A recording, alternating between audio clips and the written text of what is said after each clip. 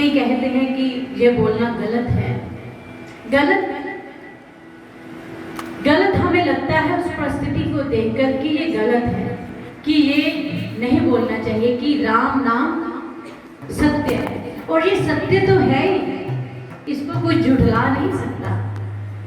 भगवान शंकर ने खुद इस नाम को अपने पास रखकर, राम नाम को अपने पास रखकर उस समय के लिए बचा कर रख दिया कि चाहे कोई जीते जी इसका नाम ले या ना ले, अंतिम समय में तो इसको ये सुनना ही पड़ेगा।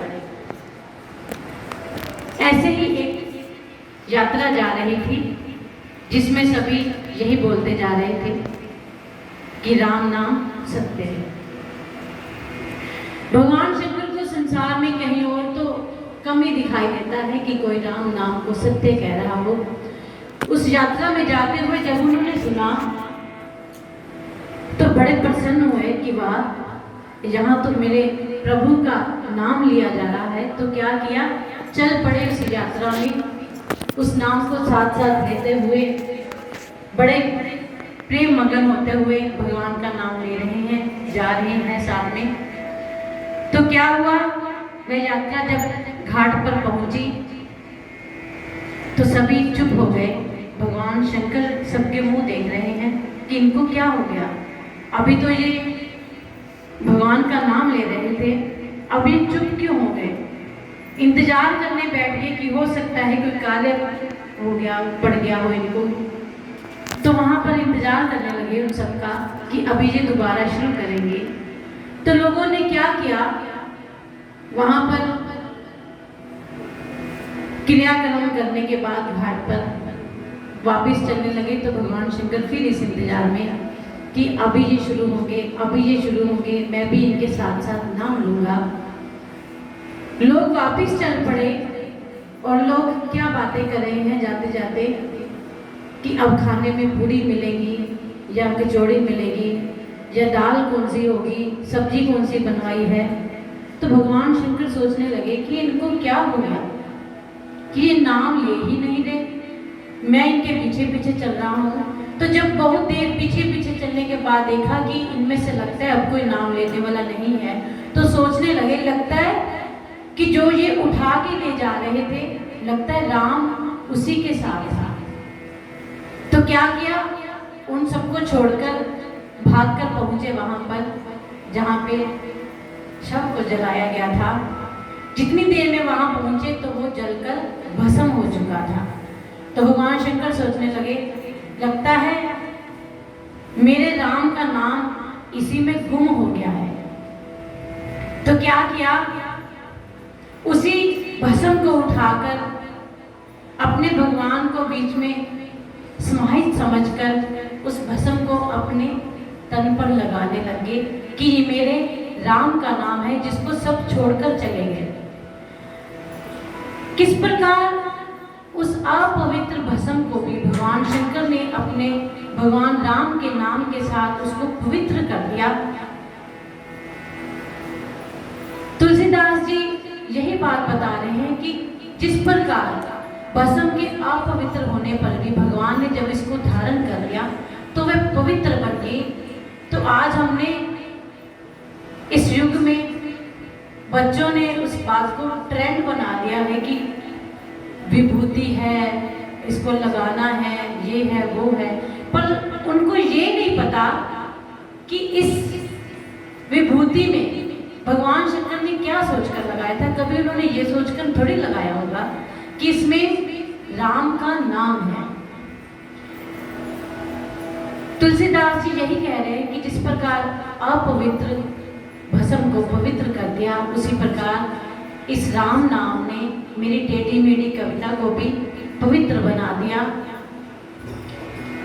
इसके बाद श्री रामचरितमानस में 4 वक्ता बताए गए हैं जिन्होंने रामचरितमानस को गाया।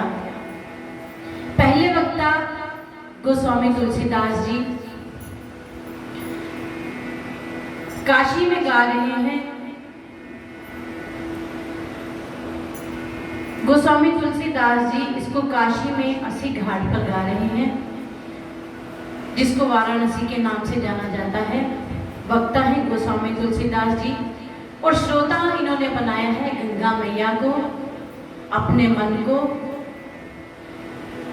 इस घाट का नाम गोस्वामी तुलसीदास जी ने शरणागति घाट रख दिया। किस घाट का नाम शरणागति है। श्री रामचरितमानस में जितनी भी शरणागति की बातें आएंगी वह गोस्वामी तुलसीदास जी के द्वारा बताई गई होंगी। उन्होंने प्रमुखता इसी बात को दी है। हर बात में वो यही बोलते हैं कि भगवान के शरणागत हो जाओ, भगवान की शरण में चलो।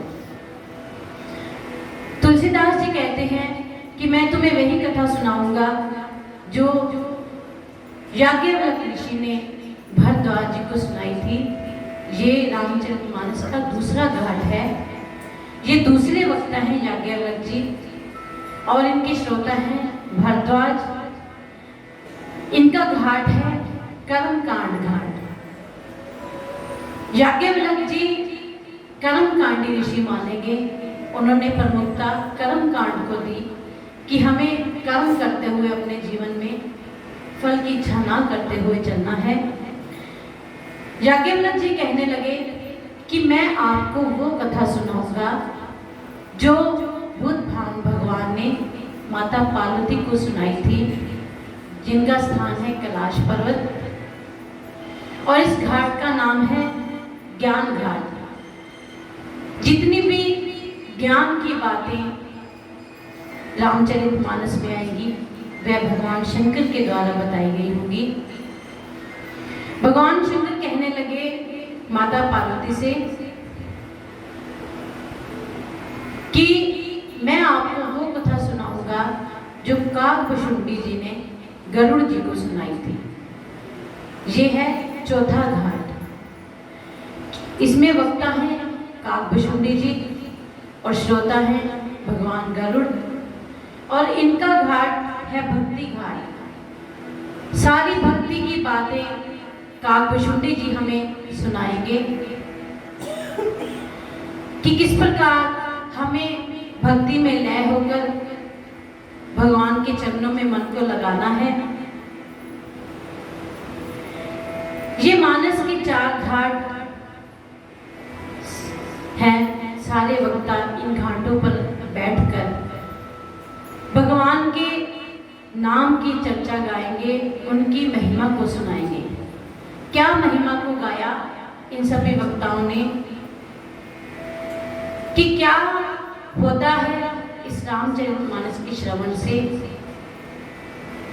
इसे श्रवण कर मिट जाती है,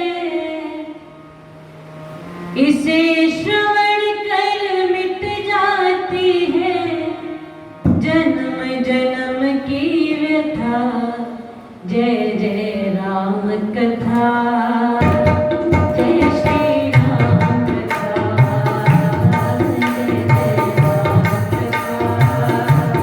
जय श्री राम कथा।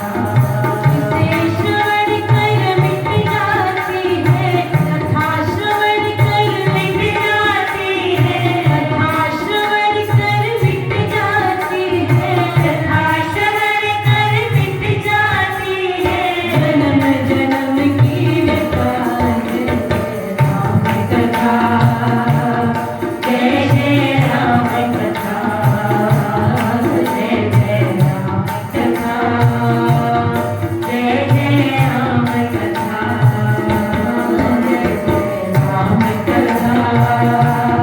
जय जय राम कथा, जय जय राम कथा, जय जय राम कथा। गोस्वामी जी ने बताया कि राम कथा किस प्रकार कामधेनु है, कल्पवृक्ष है। क्या कहा उन्होंने? राम कथा कति कामन गाई, सुजन सजीवन मोरि सुहाई। राम कथा कति कामत गाई, सुजन सजीवन मोरि सुहाई। राम कथा कति कामत गाई, सुजन सजीवन मोरि सुहाई। बुद्धि श्याम सकल जन नंदन, राम कथा कति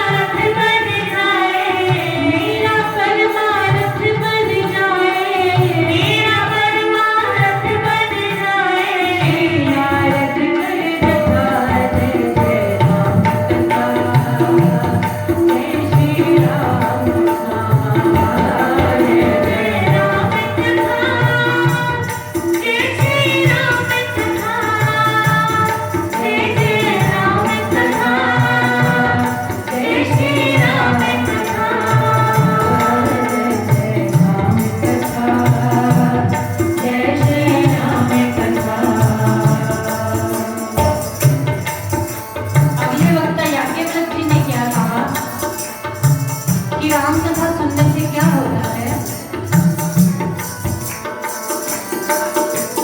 महामोमय देश विशाला राम कथा कालिका तराला। महामोमय देश विशाला राम कथा कालिका तराला। राम कथा शिशि किरण समाना संत चकोर करे जय गाना। राम कथा संत चकोर करे जय गाना।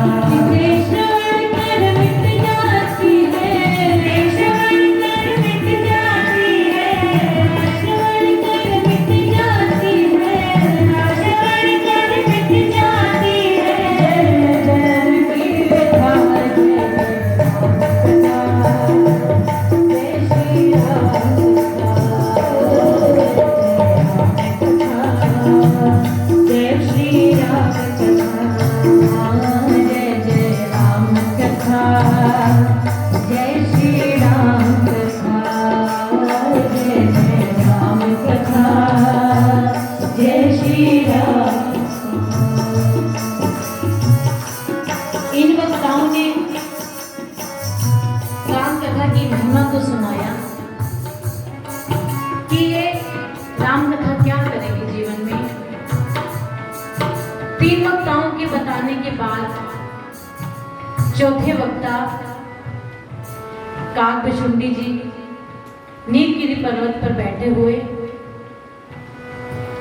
तो क्या हुआ, इन तीन वक्ताओं की कथा को सुनकर क्या प्रभाव पड़ा कि चौथे घाट पर वक्ता नहीं गा रहे कथा को, कौन गाने लगा? सभी श्रोतागण चौथे घाट पर कथा को गाने लगे। कैसे गाने लगे? चौथा घाट कौन सा है? नीलगिरी पर्वत पर काकभुशुंडी जी। इसके श्रोता है गरुड़ जी। भूत भावन भगवान बताने लगे मां पार्वती से कि श्रोतागण क्यों गाने लगे कथा को, वक्ता अभी चुप ही थे। भगवान ने बताया कि जब लंका में भगवान श्री राम लक्ष्मण नागपाश में बंध गए तो नारद जी ने गरुड़ जी को भेजा कि आप जाकर भगवान राम लक्ष्मण की को नागपाश से मुक्त करें। गरुड़ जी जाते हैं, उनको बंधन से मुक्त किया। बंधन से मुक्त करने के बाद सोचने लगे कि क्या ये भगवान है जो सबको भव के बंधन से मुक्त कर देते हैं। आज ये खुद ही बंधन में बंधे हुए हैं और इनको मैंने बंधन से मुक्त किया, ये भगवान ही हो सकते। तो क्या किया, पहुंचे नारद जी के पास। गरुड़ जी कहने लगे कि मुझे किनके पास भेज दिया तुमने, कौन है वो? तो नारद जी समझ गए।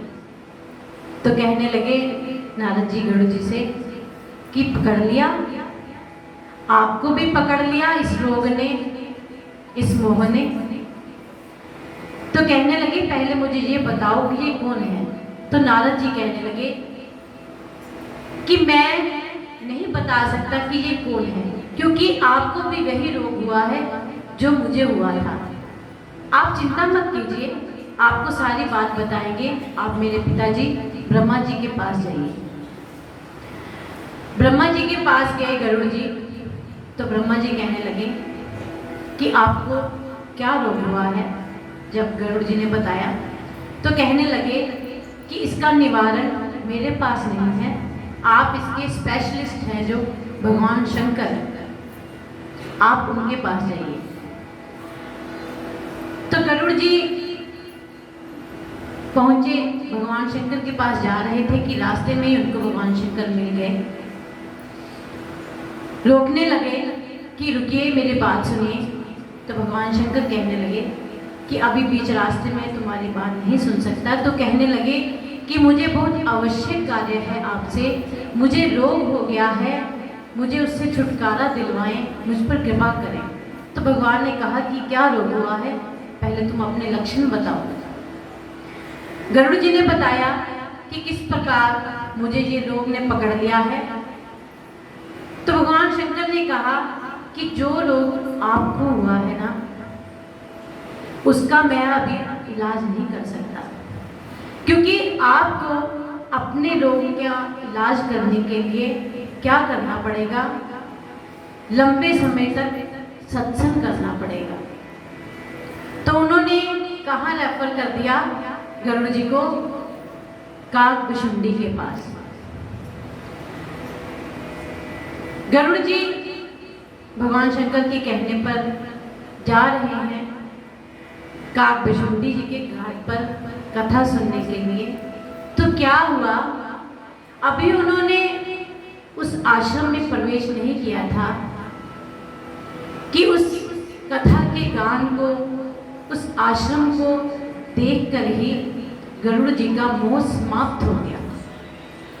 क्योंकि क्या प्रभाव था उस आश्रम का कि उनका केवल आश्रम के दर्शन मात्र से ही उनका मोह खत्म हो गया, उनका रोग खत्म हो गया। क्योंकि जहाँ पर निरंतर कथा, निरंतर सत्संग हो, तो उस आश्रम की इतनी महत्ता कि बाहर से ही काकभुशुंडी भगवान के प्रेम में, भक्ति में लय हो गया, उनका मोह दूर हो गया, उनको सब अपने आप ही समझ आ गया। तो भी उन्होंने जाकर कथा को बताया, सुना नहीं था, रोग को बताया नहीं था। जब काकभुशुंडी जी ने देखा कि गरुड़ आए हैं, उनके पक्षियों के राजा हैं, तो अभी मंगलाचरण ही हुआ था, कथा शुरू होने जा रही थी कि काकभुशुंडी जी अपने आसन से उठकर खड़े हो गए, गरुड़ जी के पास गए, उनको आसन दिया, बिठाया, पूछा कि हे पक्षीराज, आपने यहाँ आने का कष्ट किया, क्या बात है, आप आज यहाँ क्यों आए हैं? तो गरुड़ जी क्या कहने लगे,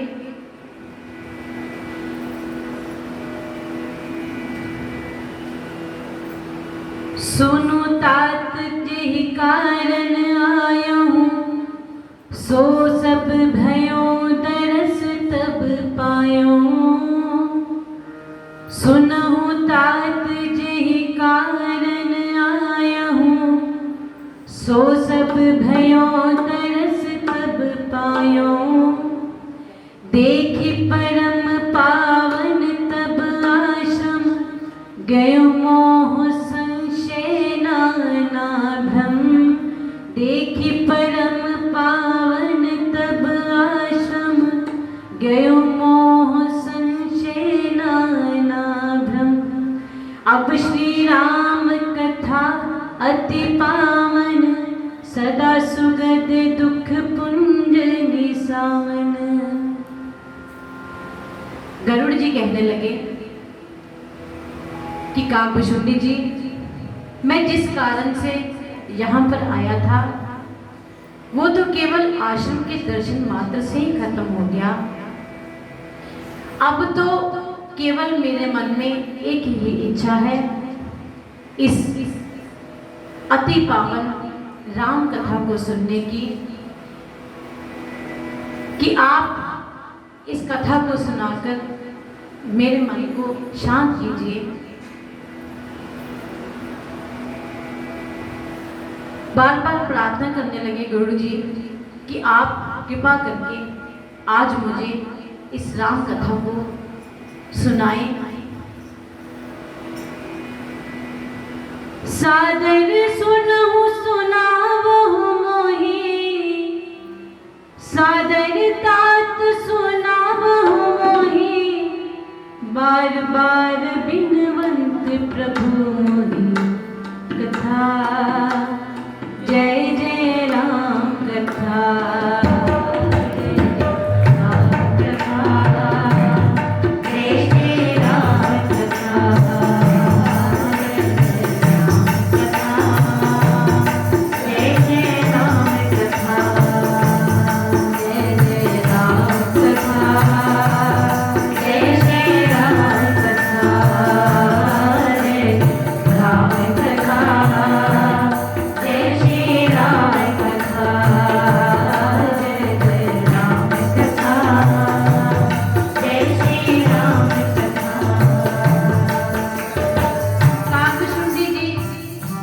कथा सुनाना शुरू करते हैं तो सब वक्ताओं के द्वारा गाई जाने वाली महिमा को बता रहे हैं कि किस प्रकार राम कथा में गोस्वामी जी ने इस कथा को कल्पवृक्ष कहा है, कामधेनु कहा है। कामधेनु जिससे हम अपनी समस्त मनोकामनाओं को पूरा करते हैं, और वह कल्पवृक्ष जिसके नीचे बैठकर हम अपनी सभी जरूरतों को पूरा करते हैं। किस प्रकार कल्पवृक्ष बताया कि चाहे कोई यहाँ पर सगुण उपासक हो, चाहे कोई निर्गुण उपासक हो, सबको उसकी इच्छा के अनुसार कल्पवृक्ष के नीचे बैठने का फल मिलता है। जो सगुण उपासक हैं वे क्या चाहते हैं कि हमारा भगवान के चरणों से प्रेम बढ़े। तो क्या होता है, कथा सुनने से सगुण उपासकों का भगवान के चरणों में प्रेम बढ़ता है। भगवान के चरणों में प्रेम करना अपने बस की बात नहीं है। हम देखते हैं कि कई लोगों का इतना प्रेम भगवान के चरणों में, हम सोचते हैं कि हमारा प्रेम क्यों नहीं है इतना जितना उसका हमें प्रेम दिखाई दे रहा है। तो हम चाह कर भी वो प्रेम अपने अंदर उत्पन्न नहीं कर पाते, क्योंकि जो चीज आर्टिफिशियल है वो आर्टिफिशियल ही है। हम जितना मर्जी प्रयास करें कि हम प्रेम बना लें, पर जो प्रेम करने वाले होते हैं वो क्या होता है कि वे कभी भगवान को भूलते ही नहीं। ऐसी अवस्था को प्राप्त करने के लिए इस कल्प वृक्ष के नीचे हमें आकर बैठना है, ताकि हम इस अवस्था को प्राप्त कर पाए। और जो निर्गुण भगवान के जो निर्गुण उपासक हैं वो क्या चाहते हैं कि हमें मोक्ष की प्राप्ति हो जाए। इस कल्प वृक्ष के नीचे वह मोक्ष की प्राप्ति भी हो जाएगी जो हम स्वयं नहीं कर सकते। जो कार्य हम खुद नहीं कर सकते लेकिन करना चाहते हैं, उसको करने के लिए हमें सिर्फ यही करना है कि भगवान के चरणों में आकर बैठकर उनके प्रसंगों को सुनना है, अपना समय उनके चरणों में बिताना है। कल्प वृक्ष के नीचे बैठकर सगुण उपासक भी अपनी भक्ति को पूर्ण कर लेते हैं और निर्गुण भी। लेकिन गोस्वामी जी ने कहा कि सिर्फ इतना ही नहीं कि सगुण और निर्गुण के भक्त ही अपनी इच्छा को पूरी कर सकते हैं। वे कहते हैं कि इस कल्प वृक्ष के नीचे बैठकर जो हम सांसारिक कामनाओं को लेकर बैठते हैं ना, हमारी वो कामनाएं भी इस कल्प वृक्ष के नीचे आकर पूरी होती हैं। तो ऐसा कुछ भी नहीं है जो हमें इस कथा में आकर ना मिले। चाहे हम भगवान की भक्ति चाहें, चाहे मोक्ष चाहें, चाहे भौतिक कामनाएं चाहें, हमारी सब पूरी होती हैं यहाँ आने के बाद। लेकिन ये हम पर डिपेंड करता है कि हमें क्या चाहिए। गोस्वामी जी कहते हैं कि यहाँ से इस कामधेनु के नीचे से, कामधेनु कल्प वृक्ष से हर व्यक्ति को अपनी अपनी इच्छा पूर्ति मिलती है। और क्या कहा याज्ञवल्क्य जी ने क्या कहा कि राम कथा तो शशि किरण के समान है, कि ये चंद्रमा के अमृत के समान है, जो हमारे मन पर पड़कर हमारे सभी पाप को ताप को नष्ट कर देती है। तो ये इस शशि किरणों को कौन प्राप्त कर पाता है? जो कि चकोर रूपी संत हैं। संतों को इन किरणों की प्राप्ति हो जाती है। तो गोस्वामी जी ने कहा कि संत कौन है? संत केवल वेश से नहीं, संत स्वभाव से होते हैं। जो भी इन किरणों को समाहित कर लेता है अपने आप में, जो भी संत का स्वभाव है। संत का स्वभाव क्या है? परोपकार करने का। जिसके जीवन में परोपकार करने का स्वभाव आ जाता है वह संत ही बन जाता है। संत को स्वभाव से जाना जाता है, ना कि संत को वेश से जाना जाता है। परोपकार करना क्या है कि जिस प्रकार धरती, आकाश, जल, वायु, अग्नि, ये सब हमें बिना हमसे कुछ लिए हमको दिन रात हमारे जीवन को चलाने के लिए दे रहे हैं। तो कह रहे हैं कि ये संत जो कि धरती भी है, जिसमें आकाश भी है, वायु भी है, ये सब संत की श्रेणी में आते हैं। जिनका जीवन दूसरों के लिए समर्पित हो जाता है वो संत हो जाते हैं। फिर तीसरे घाट की कथा पे भगवान ने कहा, भगवान शंकर पार्वती से कह रहे हैं कि ये कथा कली बिटप उठा रही है कि जो विकार हमारे अंदर बैठकर वृक्ष का रूप धारण कर लेते हैं, तो ये कथा उन वृक्षों को, उन विकारों को काटने का काम करती है। और क्या करती है? भगवान ने माता पार्वती से कहा कि ये राम कथा एक सुंदर ताली के रूप में है।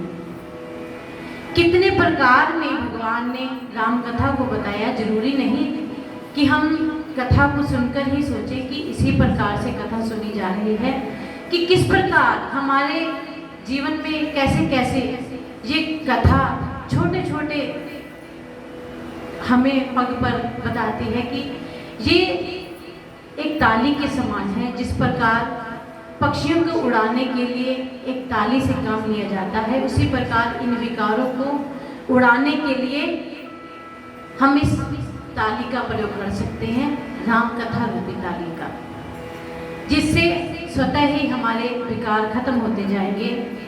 तो गरुड़ जी कहते हैं काकभूषुंडी जी से कि अब मेरा सारा मोह भ्रम नष्ट हो गया है, खत्म हो गया है, तो आप क्या करें कि मुझे राम कथा की इस पावन गंगा में ले चलें।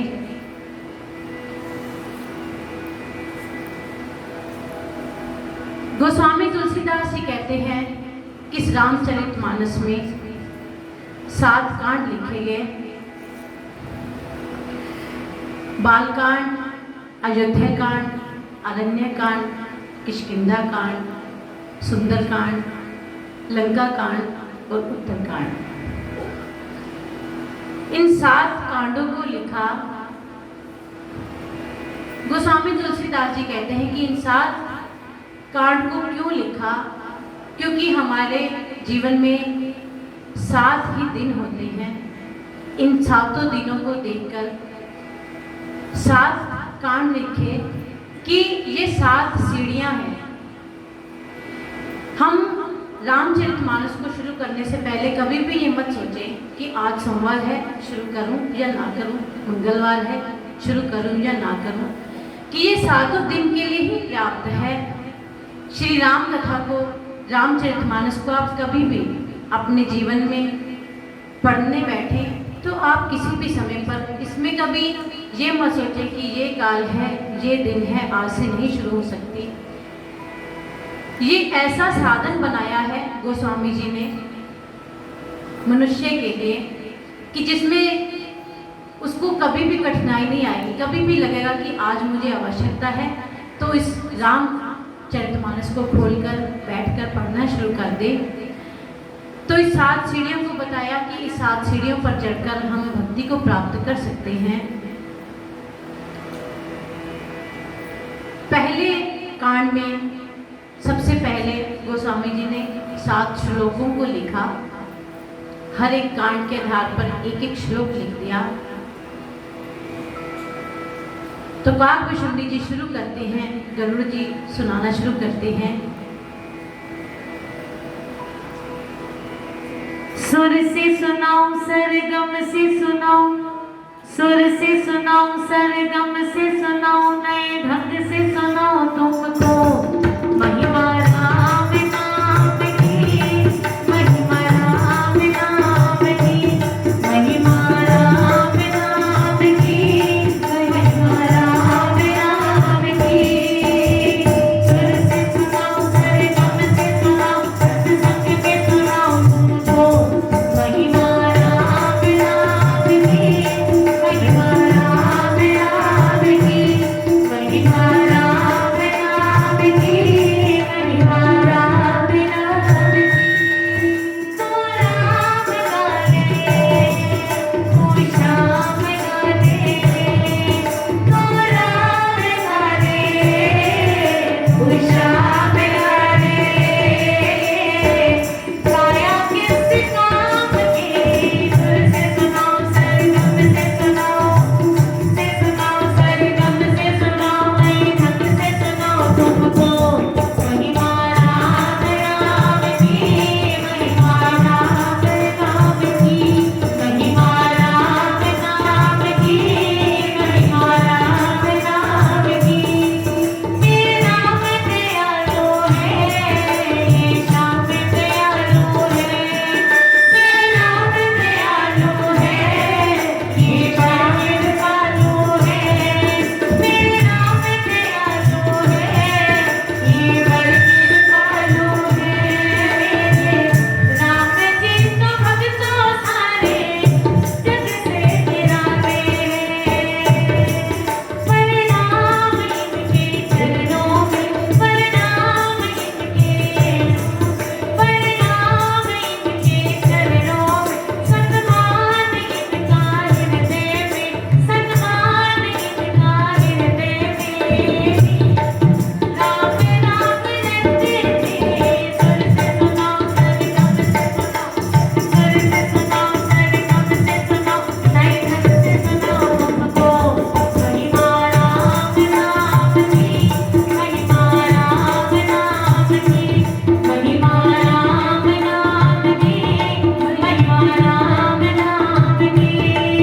तो राम गाने, तो श्याम गाने, तो राम गाने, तो श्याम गाने।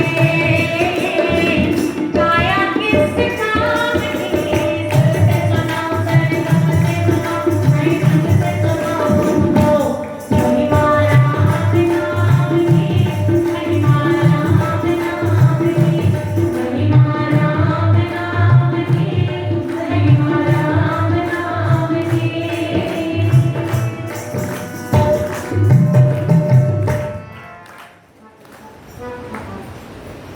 इस महिमा को सुनाने के बाद गोस्वामी जी ने इस रामचरितमानस का शुभारंभ किया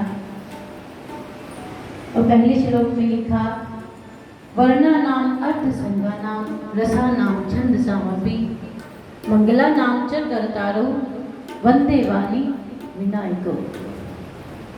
गोस्वामी जी ने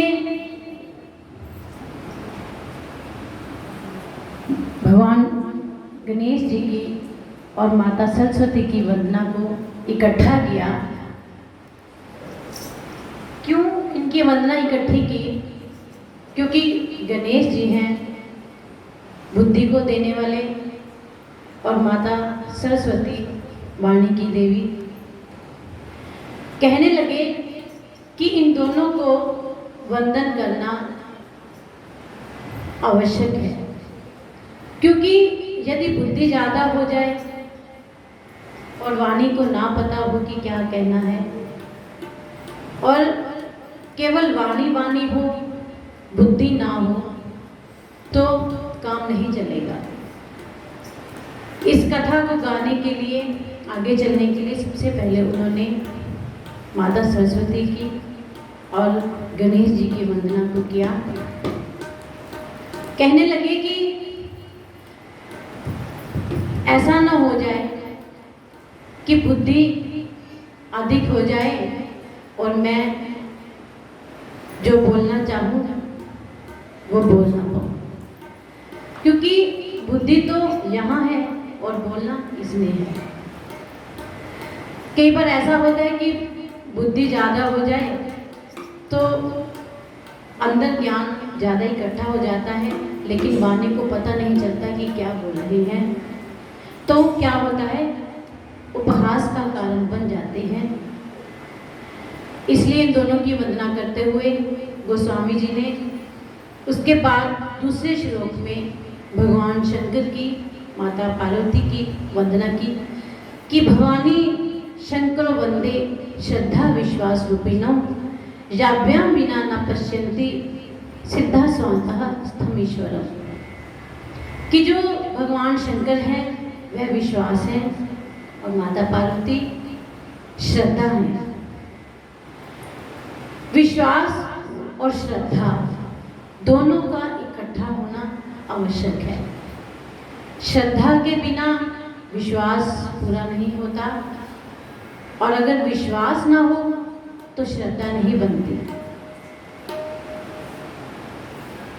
इनकी वंदना करते हुए गोस्वामी जी ने भगवान शंकर को जगत गुरु के रूप में वंदन किया कि भगवान शंकर वंदे बोधम्यम नित्यम गुरुम शंकर रूपिणम यमाश्रितो ही वक्रो अपि चंद्र सर्वत वंदते।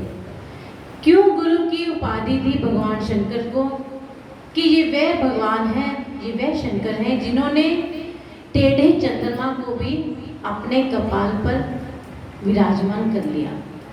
कि ये ऐसे देव हैं, ये ऐसे महादेव हैं कि कोई भी कैसा भी व्यक्ति इनकी शरण में आए, ये उसको अपने पास सम्मान पूर्वक बिठा लेते हैं, आशीर्वाद देते हैं।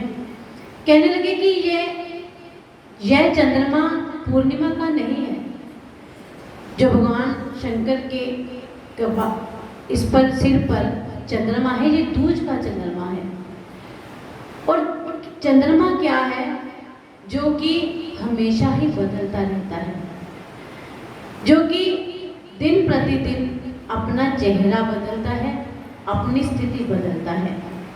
ऐसे टेढ़े चंद्रमा को भी जो भगवान अपने मस्तक पर सजा सकते हैं, तो ये केवल कार्य एक गुरु है, गुरु का है। इसलिए भगवान शंकर को गुरु रूप में गोस्वामी जी ने देखा। क्या कहा कि अगर हमारे पास कोई आता है कि मुझे बचा लीजिए, मुझे बचा लीजिए, मेरे पीछे कोई पड़ा है, तो आप उसको क्या करेंगे, कहाँ बिठाएंगे? चरणों में बिठाएंगे बचाने के लिए, या अपने सिर पर बिठा लेंगे? कोई नहीं बिठाता सिर पर। ये एक भगवान शंकर हैं कि चाहे कोई रोज चेहरा बदल कर आए, रोज अपनी स्थिति, रोज अपनी परिस्थिति बदल कर आए, वो अपने शरण में आए हुए को भी स्थान देते हैं, जिनके कारण टेढ़ा चंद्रमा भी पूजनीय हो गया। ऐसे भगवान को गोस्वामी जी ने वंदन किया। चौथे श्लोक में आदि कवि वाल्मीकि ऋषि और हनुमान जी को प्रणाम किया, वंदन किया। पांचवें श्लोक में जगत जननी माँ जानकी को प्रणाम किया। छठे श्लोक में प्रभु श्री राम को प्रणाम किया। और सातवें श्लोक में गोस्वामी जी कहते हैं कि मैंने ये रचना कैसे की किस प्रकार की, कि नाना प्रकार के पुराणों को, वेदों को मैंने जब पढ़ा, कहने लगे कि 18 पुराण, 18 उपपुराण, चारों वेद, चारों उपवेद, वेद के उपांग, सब प्रकार के ग्रंथ, उपनिषद, जितनी भी रामायण है संसार में, इन सबको पढ़कर गोस्वामी जी ने जो निष्कर्ष निकाला, जो निचोड़ निकाला, वह रामचरितमानस में भर दिया कि केवल मानस का अध्ययन किया जाए तो सभी ग्रंथों को पढ़ने का फल मिल जाता है। और क्या कह रहे हैं गोस्वामी जी की इस ग्रंथ की रचना क्यों की? स्वांतः सुखाय, अपने मन के सुख के लिए। उन्होंने अपने मन के सुख के लिए इस रचना को लिखा। तो हम इस रचना को पढ़ेंगे तो अपने मन के सुख के लिए ये हमारे मन को सुख प्रदान करेगी, शांति प्रदान करेगी। उसके बाद फिर 7 श्लोक रचना करने के बाद पंचदेव उपासना में 5 सोरठा लिखे। 5 सोरठा लिखने के बाद श्री रामचरितमानस की पहली चौपाई लिखी गोस्वामी जी ने।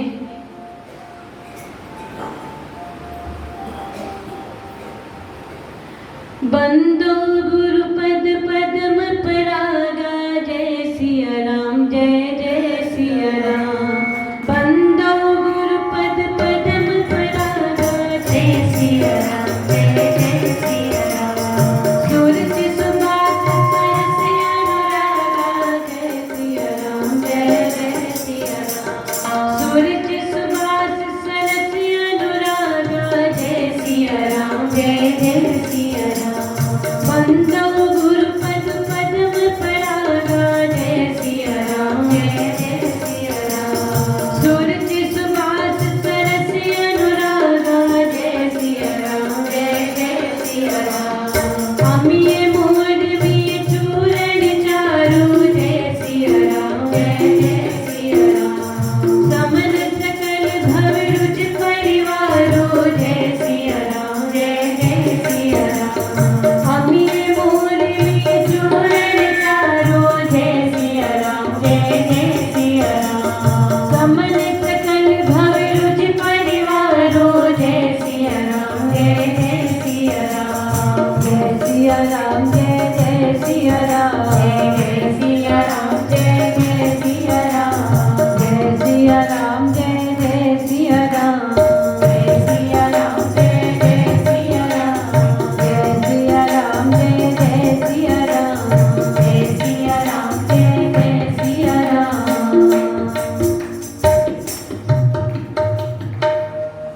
पहली चौपाई में क्या लिखा गोस्वामी जी ने कि अपने गुरुदेव के चरणों में जो रज लगा हुआ है, जो धूल लगा हुआ है, उसको वंदन किया। कहते हैं कि गुरुदेव के चरणों की रज से क्या होगा, क्या क्या मिलेगा। गुरुदेव के चरण रज को धारण करने से हमारे जीवन में क्या क्या आ जाएगा? सुरुचि, सुबास, सरस और अनुराग। गुरु चरणों की धूल से हमें अपने जीवन में ये 4 वस्तुएं प्राप्त होती हैं। सबसे पहले क्या कि सुरुचि। सुरुचि का अर्थ है सु मतलब अच्छा और रुचि मतलब चाह। जब जीवन में चाह अच्छी होने लगे तो उसको हम सुरुचि कहते हैं। गुरु चरणों की रज से हमारे जीवन में सुरुचि आ जाती है, हमारी चाह पवित्र हो जाती है, हमारी चाह दिव्य हो जाती है। नहीं तो हम अनेक प्रकार की चाह करने लग जाते हैं संसार में कि ऐसा होना चाहिए या ऐसा होना चाहिए। लेकिन जो सुरुचि है, जो अच्छी चाह है, वो हमें गुरुदेव के चरणों की रज से प्राप्त हो जाती है। ये पहला कार्य हो जाता है हमारे जीवन में। और दूसरा क्या आ जाता है? सुबास। गुरु चरणों की रज से सुरुचि आ गई और दूसरी क्या आया? सुबास। सुबास किसको कहेंगे? सुबास कहेंगे हम अच्छी सुगंध को। जीवन में अच्छी सुगंध आ जाने से, सुबास आ जाने से हमारे जीवन में हमें किसी और सुगंध की आवश्यकता नहीं रह जाती, किसी और परफ्यूम की आवश्यकता नहीं रह जाती। गुरुदेव की धारण करने से हमारे जीवन से वह सुगंध आनी शुरू हो जाती है, जौन सी सुगंध हम अपने जीवन में इसको जीवन जीने के बाद जो हमारे बाद में सुगंध काम आएगी। क्योंकि कुछ भी ऐसा हो, सुगंध दिखाई नहीं देती, सुगंध को महसूस किया जाता है। कि तो स्वामी विवेकानंद जी ने कहा कि अगर तुम जीना चाहते हो तो इसके लिए ये आवश्यक नहीं कि तुम्हें लंबी आयु प्राप्त हो। हमेशा जीने के लिए तुम्हें वह सुबास इकट्ठी करनी पड़ेगी कि तुम इस संसार से जाने के बाद भी इस जगत में जी पाओ। और क्या बताया गोस्वामी जी ने कि गुरु चरणों की रज से हमारे जीवन में सरसता आ जाती है, कि हमारा जीवन सरस हो जाता है, तरल हो जाता है, पानी की तरह हो जाता है। तरल घी भी होता है और तरल पानी भी होता है, लेकिन जीवन को तेल की तरह नहीं, पानी की तरह बनाती है गुरु चरण रज, कि जो सब में घुल मिल जाती है, सरसता आ जाती है। गोस्वामी जी कहते हैं कि जीवन में सब कुछ होना सरल है। आप कुछ भी बोल सकते हैं, संत भी हो सकते हैं, महात्मा हो सकते हैं, अध्यापक हो सकते हैं, लेखक हो सकते हैं, वादक हो सकते हैं, गायक हो सकते हैं, लेकिन क्या कठिन है? एक सरल होना कठिन है।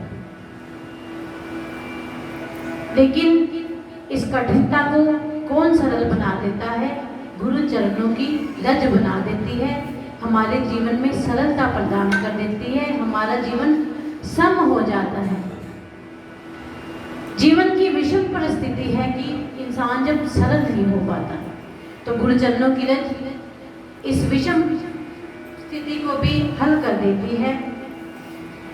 इन तीनों को प्राप्त करने के बाद चौथा क्या बचता है कि हमारे जीवन में अनुराग आ जाता है। अनुराग किसको कहा जाता है? किसको कहा जाता है? प्रेम को। प्रेम भी कई तरह का है जीवन में। अनुराग, प्रेम की भी तीन अवस्थाएं हैं, एक है राग, दूसरा अनुराग, तीसरा वैराग।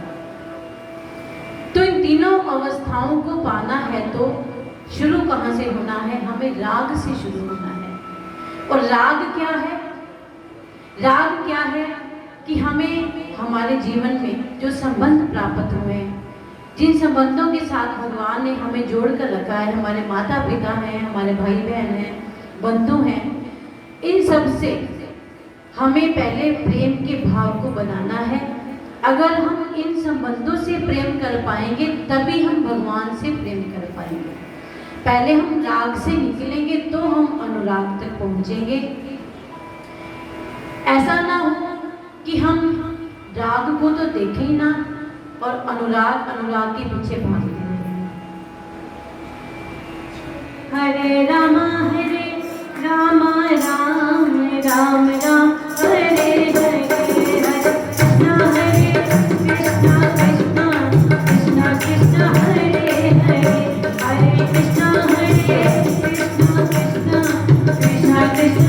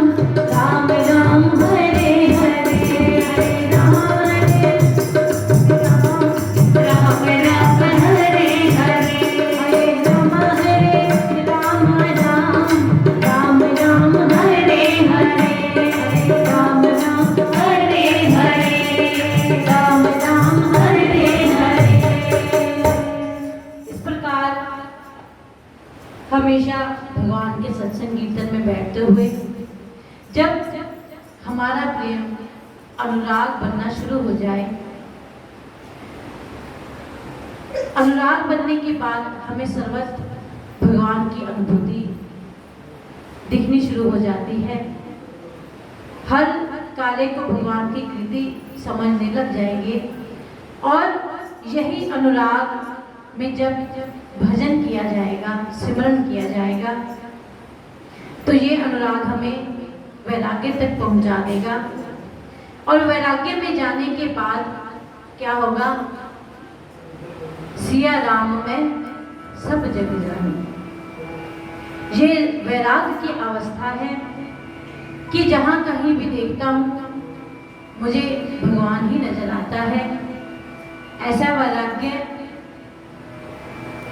प्राप्त होगा गुरु चरणों की रज से। वो वैराग्य जिसमें हमें भगवान अगर सामने नहीं भी है, हम उसको एहसास कर पाते हैं। एहसास कैसा होगा कि हम कहें कि आग हर तरफ है, लेकिन हमें दिखाई तो नहीं दे रही। और वही अगर हम महसूस करना चाहें अपने अंदर, किस प्रकार महसूस करेंगे? अगर हम अपने हाथों को जोर जोर से रगड़ेंगे तो क्या होगा? उसमें से कैसी ऊर्जा निकलेगी? हमें ना दिखती हुई भी अग्नि महसूस होगी। तो ये वैराग्य की अवस्था है कि जरूरी नहीं कि भगवान का स्वरूप सामने हो तभी हम कहें कि भगवान तो ऊपर है, भगवान तो सामने है। नहीं, वैराग्य को भगवान हर कण में, हर क्षण में नजर आता है। इस वैराग्य को प्राप्त किया, अनुराग को प्राप्त किया, सुभाष को प्राप्त किया, सरलता को प्राप्त किया। इन सबको प्राप्त करने के बाद ये सोचा जाए कि हमें जीवन में ये सब कैसे प्राप्त होंगे। चाहिए हमें जरूरी, ये सब आवश्यक है हमारे जीवन के लिए, पर कैसे प्राप्त होंगे? कैसे प्राप्त होंगे? अभी हमने सुना था ये सब किस प्रकार होगा? गुरु चरणों की रज से। गोस्वामी जी कहते हैं कि गुरु चरणों की रज क्या है? किसको कहते हैं गुरु चरण रज? क्या गुरु के चरणों को धोकर उनकी रज को प्राप्त करना ही गुरु रज है? गोस्वामी जी कहते हैं कि गुरु चरणों की रज वह है कि जो गुरु के मुख रूपी चरण से आज्ञा रूपी रज निकलती है। अगर हम उसको धारण करते हैं तो इसका मतलब है कि हमने गुरु चरण रज को प्राप्त किया है। ऐसा ना हो कि गुरु चरणों को धो धो कर पीते रहें और आज्ञा के समय हम भूल जाएं कि क्या गुरु चरण रज क्या है, गुरु आज्ञा क्या है। श्री राम जी ने अपने जीवन में दिखाया कि किस प्रकार बड़ों को, श्रेष्ठ को किस प्रकार सम्मान दिया जाता है, कि किस प्रकार वो अपने पिताजी से हर बात को पूछ पूछ कर किया करते थे। हर कार्य को करने से पहले पिता की आज्ञा लेते थे। आज्ञा लेना और बात को बताना दोनों में बहुत फर्क है। उन्होंने इसका अंतर बताया कि यदि हम जाकर कह देते हैं कि हम आज यहाँ जा रहे हैं तो ये आज्ञा लेना नहीं है, ये बताना है। और अगर हम जाके पूछते हैं, हर कार्य को पूछ कर करने लग जाएं, आज्ञा को स्वीकार करने लग जाएं, तो गोस्वामी जी कहते हैं कि सही मायने में गुरु चरण रज गुरु आज्ञा ही है। गुरु आज्ञा को हम नकारते हुए गुरु चरणों को धो धो कर पीते रहें तो गोस्वामी जी कहते हैं इसका कोई फायदा नहीं। गुरु चरण रज का फायदा किसको दिखना चाहिए, किसको महसूस होना चाहिए? जिनकी हम रज ले रहे हैं, जिनकी रज से हम अपना कार्य चला रहे हैं, क्या उनको अनुभव नहीं होना चाहिए? क्या उनको एहसास नहीं होना चाहिए? तो श्री राम भगवान ने ऐसे ही अपने जीवन में पिताजी से हर बात को पूछकर आज्ञा को मानकर उनको हमेशा प्रसन्नता दी, हमेशा उनको खुशी दी कि उनके जीवन को देखकर, उनके चरित्र को देखकर महाराज दशरथ भी आनंद में झूमते हैं, आनंद में डूब जाते हैं। तो इस प्रकार दुष्टों की वंदना की। और दूसरी बात क्या की गोस्वामी जी ने कि सिया राम में सब जग जानी। उन्होंने दुष्टों में भी अपने भगवान श्री राम सीताराम के दर्शन की करें।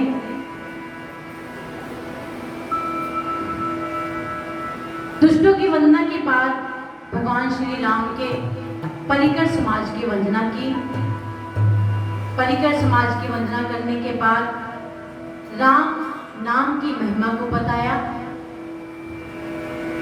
परिकर समाज की वंदना में भगवान राम के परिवार को सबकी वंदना, एक एक की वंदना करते हुए गोस्वामी जी ने इस कथा को आगे बढ़ा दिया और इस कथा को आगे ले जाकर दूसरे घाट पर बिठाया।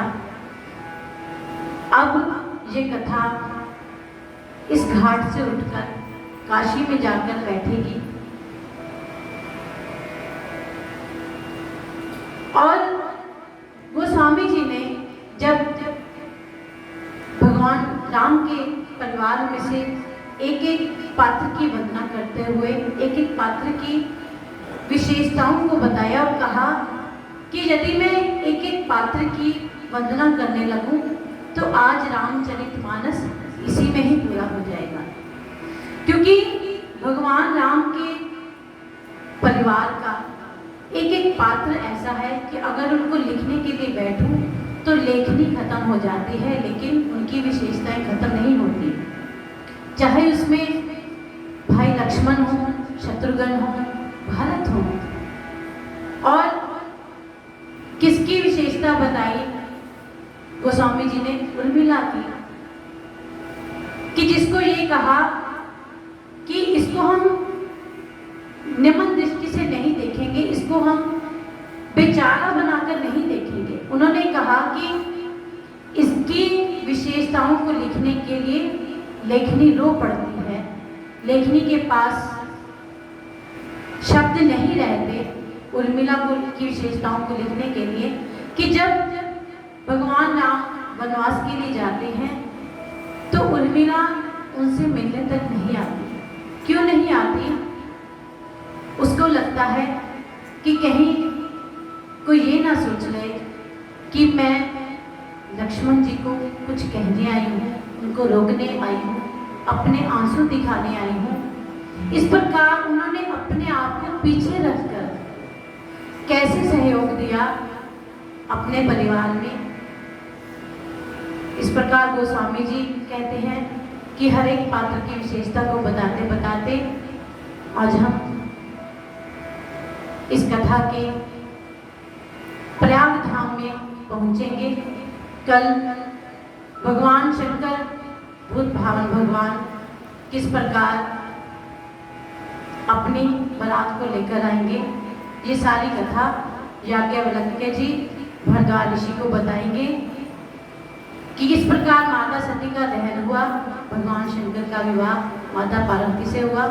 तो हम कल इसी प्रतीक्षा में, भगवान शंकर की बारात की प्रतीक्षा में, तब तक हरे राम राम राम सीता राम राम राम, हरे राम राम राम सीता राम राम।